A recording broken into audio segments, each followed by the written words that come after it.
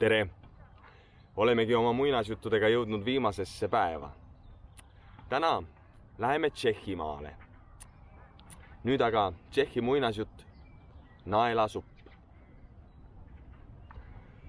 Palju aastaid tagasi vantsis kord üks väsinud ja näljane mees mööda tolmust külavaheteed. Teekäija mantel oli nii kulunud ja auklik, et tuul puhus sellest läbi ja pani mehe üle kere värisema. Mees kobas hoolega oma suuri püksitaskuid, lootuses leida sealt mõnda münti, aga ei leidnud muud kui pika roostetanud naela. Kui ta esimeste majadeni jõudis, koputas ta ühele uksele, aga keegi ei tulnud avama. Koputas veel kord pisut kõvemini. Viimaks kuulis ta, kuidas võtti lukuaugus ragises ja mõned riivid lahti tehti. Uks avanes vaid nii palju, et selle vahelt paistis kuri vanaeide nägu. Tere õhtust, proua, ütles teekäija. Ehk leidub teie majas pisut kõhutäidet ühele näljasele ja läbikülmunud rändajale. Naine paotas ust veidi laiemale. Mul pole majas teragi süüa, kraaksatas ta, aga sooja võid korraks küll tulla. Peagi istusid teekäija ja vana naine vastamisi praksuva ahju ees. Naine oli vait kui sukk. Natukese aja pärast tõmbas mees taskust välja pika roostetanud naela, pühkis selle varruka külge puhtaks ning hakkas ühest käest teise pilduma. Kui ta oli kindel, et naine teda jälgib, ütles ta: Eile sõin ma maailma parimat suppi, mis oli tehtud just sellest naelast. Missugune rumal jutt, kes siis naelast suppi keedab, kärtsatas vana naine. Aga kui sul leidub siin kusagil pajatäis vett, võin ma näidata, kuidas see käib, kostis teekäija. Torisedes otsis vana naine kõige suurema poti välja, täitis selle veega ja pani tulele.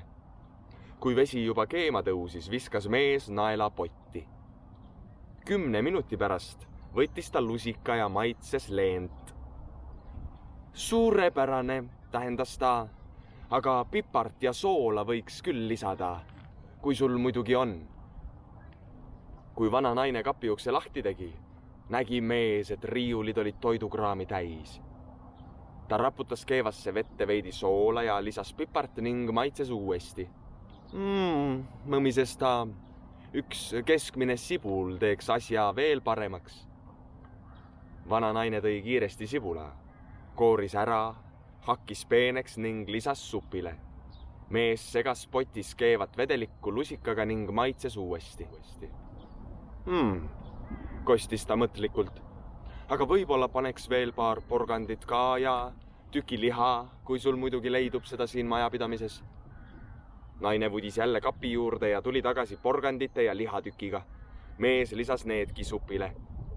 Tegelikult sobiksid selle supi sisse väga hästi ka kartulid, ütles ta. Ja naine tõigi kartulid, kooris need ära ja lõikas kuubikuteks. Mees viskas needki potti ning istus siis ahju äärde sooja. Nüüd ei lähe enam kaua, kinnitas ta. Kas pole hea lõhn? Poole tunni pärast maitses ta jälle suppi ning lausus: Ongi valmis. Loodan, et sööte koos minuga, proua. Vana naine, kelle suu juba peaaegu naerule kiskus, pani lauale oma kõige ilusama laudlina ning kattis laua kõige kallimate nõudega. Mees tõstis supi 2 suurde kaussi ja nad istusid koos sööma. Mees pistis lusika supi sisse, ent peatus siis. Sa oled nii lahke. Küll on kahju, et ma veini kaasa ei toonud, lausus ta. Mul peaks kusagil üks pudel olema, ütles vana naine ning tõigi pudeli ja 2 klaasi lauale. Teekäija ja vana naine sõid suppi, jõid veini ja ajasid juttu.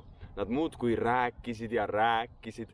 Naine tassis lauale veel krõbeda koorikuga leiva, juustu, puuvilju ja suure koogi. Nad jutustasid teineteisele lugusid ja neil oli terve õhtu väga lõbus. Vana naine ei mäletanudki, millal ta end viimati nii hästi oli tundnud. Kui oli küllalt söödud ja joodud ning uni hakkas kallale kippuma, ütles vana naine: On juba hilja. ma teen sulle tühja tuppa voodi ära, saad seal rahulikult sooja teki all magada. Mees tänas naist ning kui too uksest välja läks, koukis ta naela supipotist välja, pühkis selle puhtaks ning pani taskusse tagasi. Järgmisel hommikul tänas mees vana naist veel kord. Ma poleks iialgi uskunud, et vanast roostetanud naelast nii head suppi saab keeta, ütles naine. Mees muigas ja ütles vaikselt. Kõik oleneb sellest, mida sa sellele lisad. Ta patsutas käega taskut, veendumaks, et nael on ikka alles. Mul võib seda täna õhtul jälle tarvis minna, mõtles ta endamisi, kui mööda teed minema vantsis. Vaat siis. Selline sai siis tänane muinasjutt. Ja homme ongi Euroopa päev. Head Euroopa päeva sulle. Tähista siis võimsalt ja ma arvan, et me kohtume veel. Aitäh!